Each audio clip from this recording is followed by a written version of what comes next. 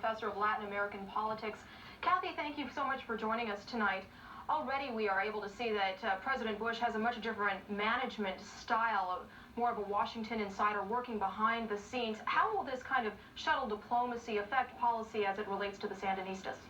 I think what you're seeing really is George Bush represents more of the pragmatic wing that has been present within the Reagan administration, a movement away from what has been a very badly failed policy.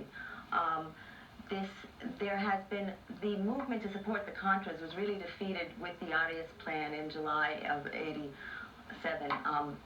I think that Bush is really following through on what has already been the end of a policy. I think the Sandinistas have been very pleased with Bush's stand on negotiations, which he made open after his election. You see, I take it the Bush administration kind of writing off Nicaragua now. What about El Salvador? What happens there? Yeah, I think El Salvador is going to be the big test of the Bush administration.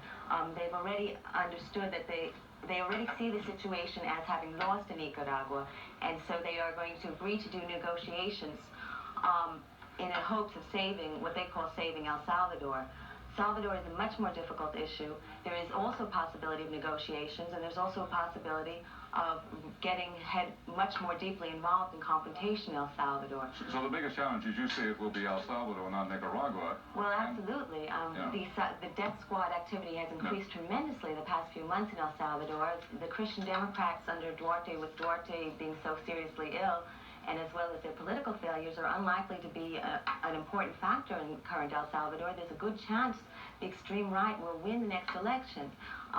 Will Bush continue to try and support the military in El Salvador despite the human rights violations, or will he try and push for a negotiated solution in El Salvador as well as Nicaragua? And we don't really have a clue on that yet, do we? Kathy Schneider, I wish we had more time. It's an intriguing, and I appreciate your taking the time to give us your insights on the changing situation under a Bush administration in Central America. Thank you very much. Live from the Monterey